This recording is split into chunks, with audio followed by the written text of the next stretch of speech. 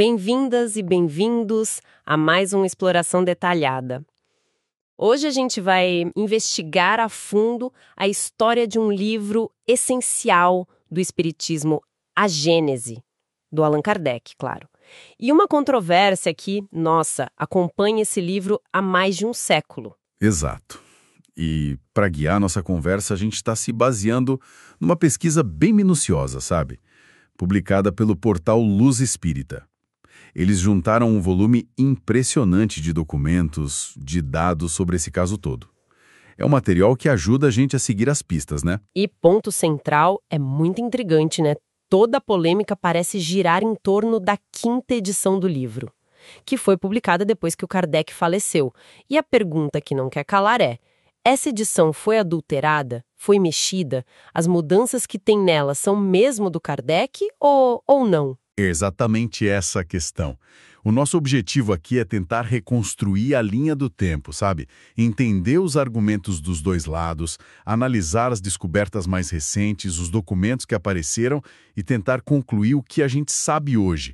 Qual seria, afinal, a versão final dessa obra tão importante? Certo. Então, vamos organizar essas peças. Para começar, para todo mundo se situar, A Gênese, os Milagres e as Predições segundo o Espiritismo, o livro original foi lançado lá em 6 de janeiro de 1868. É o 5º e último da série fundamental do Kardec. Isso. E é visto por muita gente como uma obra-chave, quase um fechamento do ciclo da codificação, né? Que começou com o Livro dos Espíritos. Ele não só aprofunda ideias dos livros anteriores, mas ele traz temas novos, principalmente buscando um diálogo com a ciência da época. Tem até uma comunicação que é bem interessante do espírito São Luís, de 1867. Foi recebida por um médium chamado Deslians. É bom guardar esse nome, Deslians. E essa comunicação já destacava a importância do livro, dizia que ele marcava uma nova fase para o espiritismo, quase como um passo adiante. Interessante isso, a própria espiritualidade indicando, né, esse caráter de avanço. E as primeiras edições, elas saíram bem rápido, né? As 4 primeiras são todas de 1868. O Kardec chegou a anunciar a 2ª e a 3ª na Revista Espírita e fez questão de dizer, textualmente, nenhuma alteração, nenhuma mudança. Curioso que a 4ª edição ele não anunciou. Sim, tecnicamente, eram o que a gente chamaria hoje de reimpressões. O texto era o mesmo, rigorosamente o mesmo. A numeração 1ª, 2ª, 3ª, 4ª era mais uma formalidade burocrática da França daquela época, sabe? Ligada ao controle do governo sobre as impressões. E essa burocracia toda, com aqueles registros de declaração de impressão, o depósito legal, que ficam guardados lá nos arquivos nacionais, na Biblioteca Nacional da França, acabou virando, ironicamente, uma ferramenta fundamental para os pesquisadores hoje em dia, para tentar datar as coisas direitinho. E vale lembrar que o próprio Kardec dizia que delegava essa parte mais comercial, mais burocrática para outras pessoas, né? E aí a gente chega num ponto crítico, né? Kardec falece em 31 de março de 1869, um diazinho antes de inaugurar a livraria espírita dele. A esposa, Amélie Baudet, a Madame Kardec, herda os direitos autorais. E o período que se segue é descrito como bem complicado, né? Bem turbulento para o movimento espírita lá na França. Sim, é um período de reorganização e também de muitas disputas internas. Nesse cenário aparece uma figura importante, Pierre Gaëtan Lemarie. Ele assume a administração do legado do Kardec, isso através de uma sociedade anônima que a própria Madame Kardec criou para gerenciar as publicações, as atividades. Agora, as fontes históricas, essas que o artigo do Luz Espírita compila, indicam que a gestão do Lemarie foi bem controversa. Há alegações de desvios doutrinários, tipo uma aproximação com o chamado rostanguismo, aquela corrente que tinha umas ideias bem específicas sobre Jesus, né? Corpo fluídico, essas coisas, e também aproximação com a teosofia. E ainda se relata que a Madame Kardec, embora fosse a dona da maioria das ações da sociedade, teria sido aos poucos afastada das decisões editoriais. É bom frisar isso. A gente está relatando o que as fontes históricas apontam sobre esse período, que foi bem complexo. E é nesse clima, então, que surge a famosa e controversa quinta edição de A Gênese. Publicada pela Livraria Espírita já sob a gestão da Sociedade Anônima, ela vinha com uma indicação na capa: Revue, corrigée et augmentée, ou seja, revisada, corrigida e aumentada.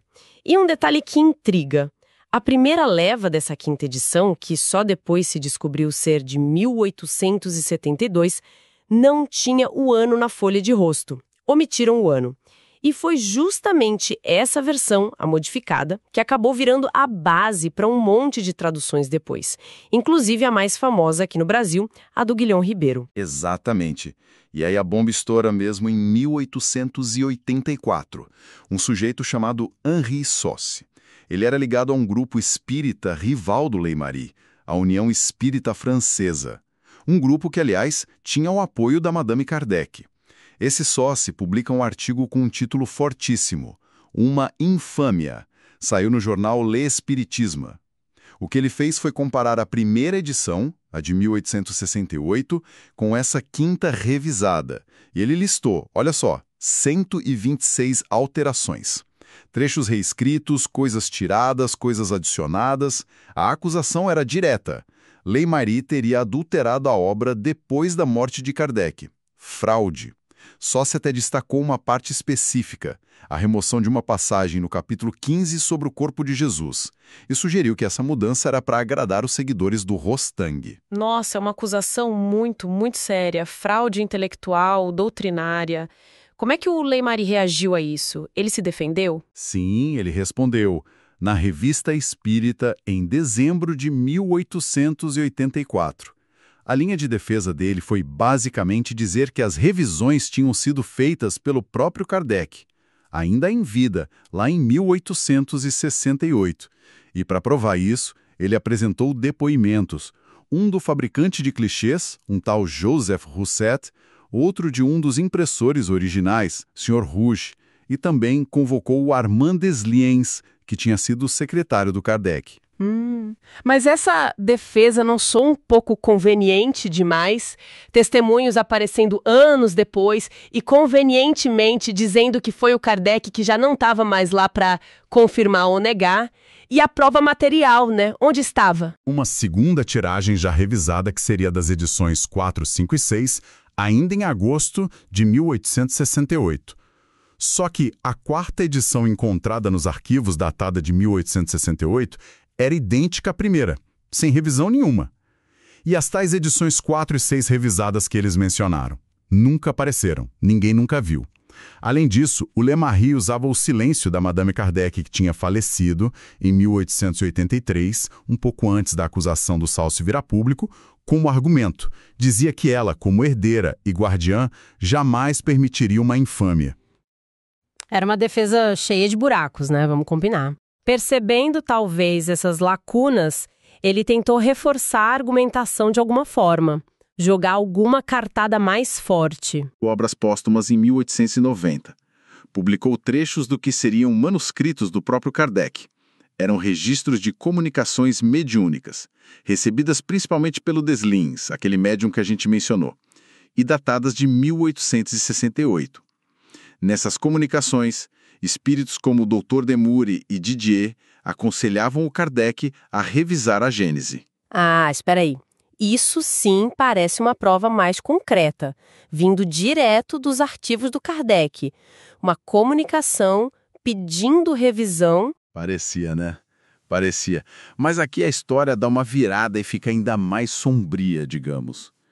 Décadas, muitas décadas depois, um projeto chamado Cartas de Kardec conseguiu localizar os manuscritos originais dessas comunicações.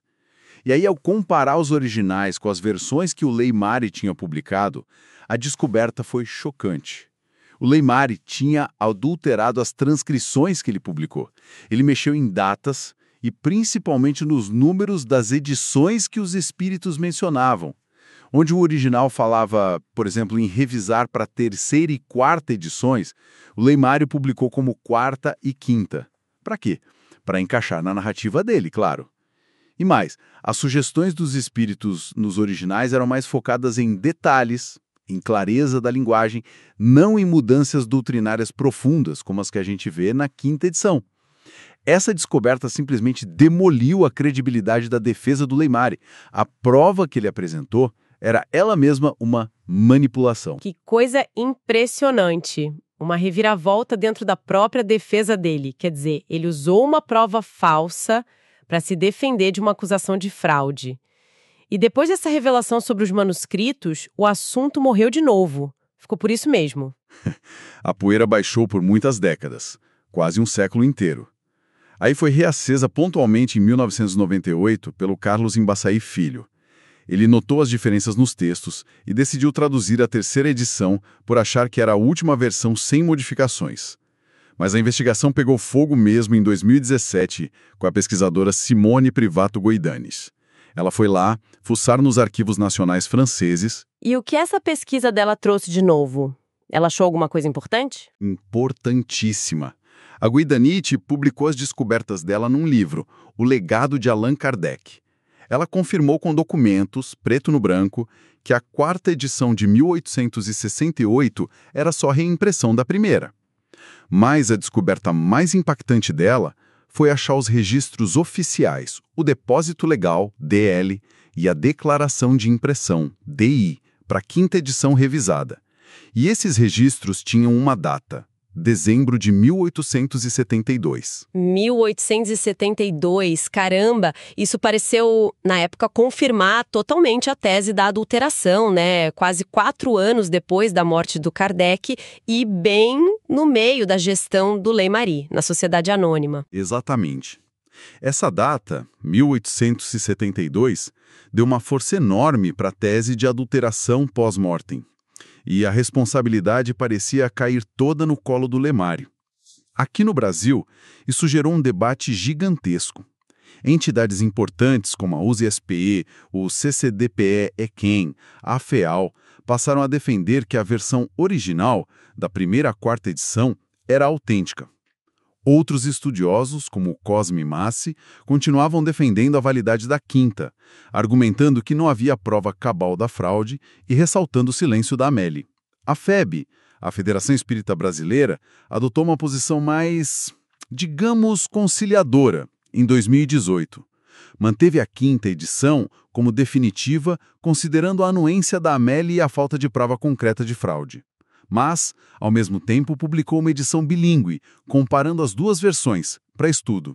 A FEAL, por outro lado, bateu o pé na tese de adulteração e até impulsionou o projeto Cartas de Kardec para buscar mais documentos. Parecia que o caso estava meio que fechado com essa data de 1872. Até que imagine que vem a outra reviravolta, uma descoberta que mudou o jogo de novo. Uma descoberta fundamental.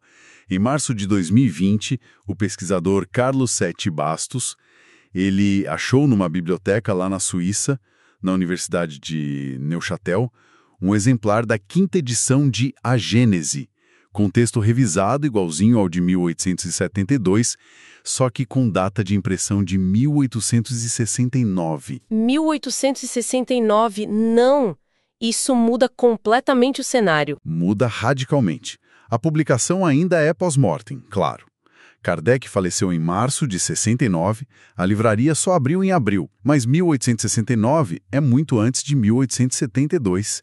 E o ponto crucial é antes do Leymari assumir a administração da Sociedade Anônima, o que só aconteceu em junho de 1871.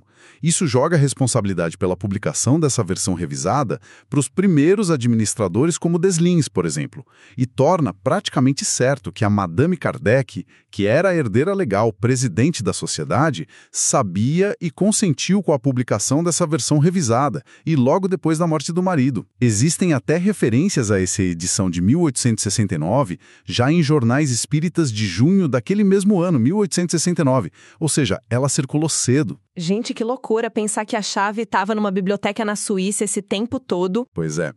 Mostra como a pesquisa histórica às vezes é uma combinação de persistência e, vamos ser sinceros, um pouco de sorte também. Mas essa descoberta também levanta novas perguntas, né? Por que será que não acharam os registros de Diddle para essa edição de 1869? Foi uma tiragem inicial, feita meio às pressas, talvez? E por que o Lemarie precisou registrar outra quinta edição em 1872? Será que a primeira esgotou rápido ou houve alguma outra razão? O ponto é, a descoberta do exemplar de 1869 não prova, sozinha, que todas as alterações são do Kardec, letra por letra. Mas ela enfraquece muito a narrativa de fraude focada no Lemarie e naquela data tardia de 1872. O foco muda. Deixa de ser "será que o Lemarie adulterou?"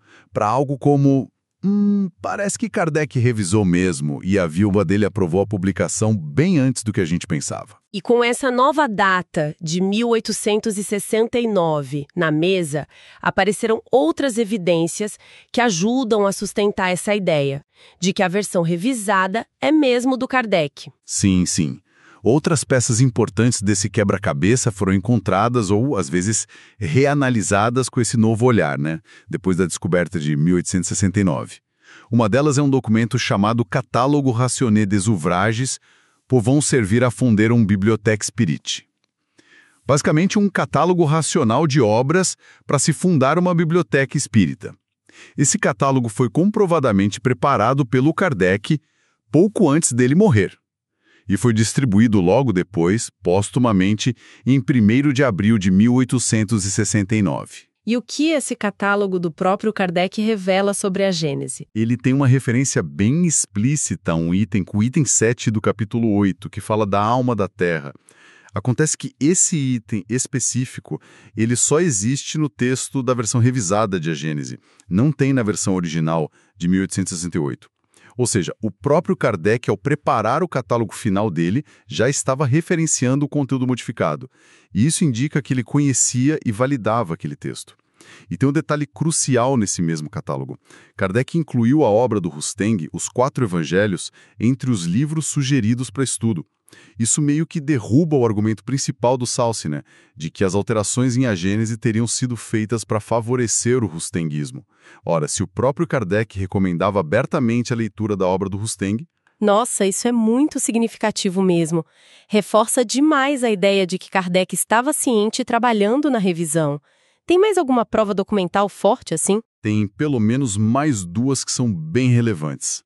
Uma é um rascunho de carta do próprio Kardec. É datado de setembro de 1868. Nessa carta ele menciona que a 5ª edição revisada de A Gênese já estava sendo impressa. E diz mais, que ele também estava revisando O Céu e o Inferno para uma futura 4ª edição. E para fechar o ciclo, tem o inventário oficial da Sociedade Anônima. Foi feito em 1873, sob supervisão direta da Amélie Boutet, da Madame Kardec.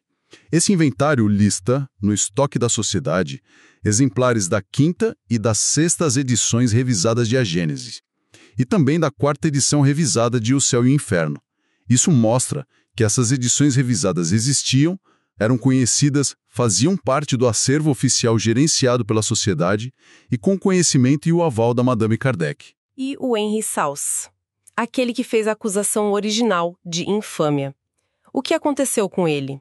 Ele manteve a posição dele até o fim? Aqui talvez esteja o desfecho mais irônico e ao mesmo tempo conclusivo dessa história toda. Pesquisas posteriores descobriram o seguinte: o próprio Henri Sauce, anos depois daquela denúncia inicial bombástica dele, ele passou a usar e a citar a 5ª edição revisada nos trabalhos dele. E mais, ele reconheceu publicamente a autenticidade dessa versão.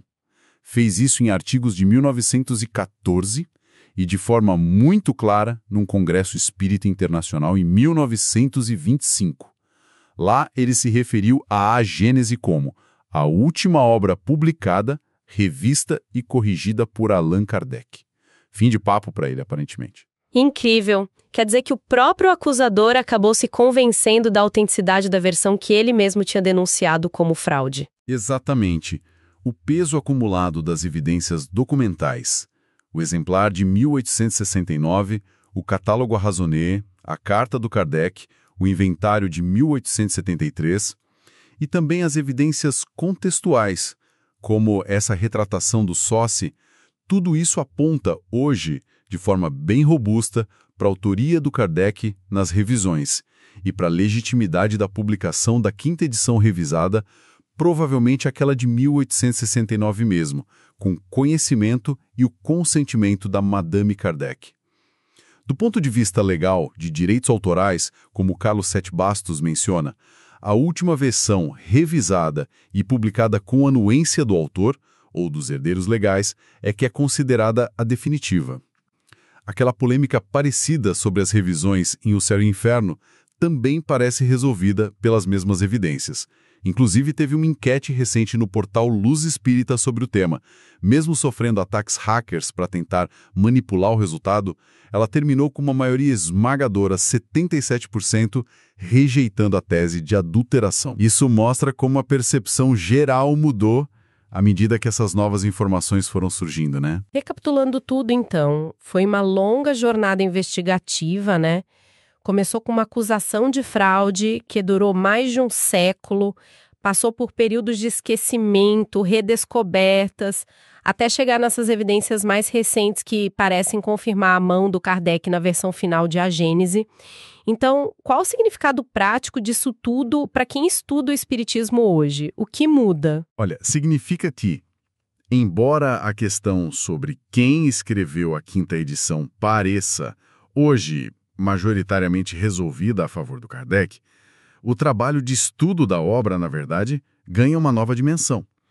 A comparação entre a versão original, lá de 1868, e a versão revisada de 1869, ela deixa de ser uma briga sobre qual é a verdadeira e se torna um exercício riquíssimo.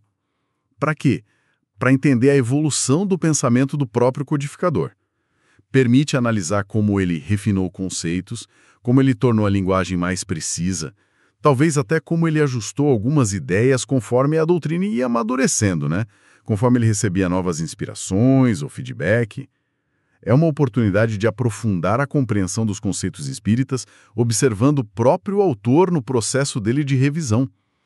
Existem projetos, grupos de estudo como o Obras de Kardec, iniciativas ligadas à USE, que se dedicam justamente a essa análise comparativa detalhada. E agora essa análise ganha um sentido totalmente novo. Então, fica uma reflexão interessante, né? Para além do debate histórico sobre qual edição é a oficial, que as evidências agora apontam ser a revisada pelo Kardec, talvez a questão mais profunda seja o que a gente pode aprender sobre a própria dinâmica, a própria evolução da doutrina espírita ao analisar como e por que o próprio Kardec sentiu a necessidade de modificar o seu texto final.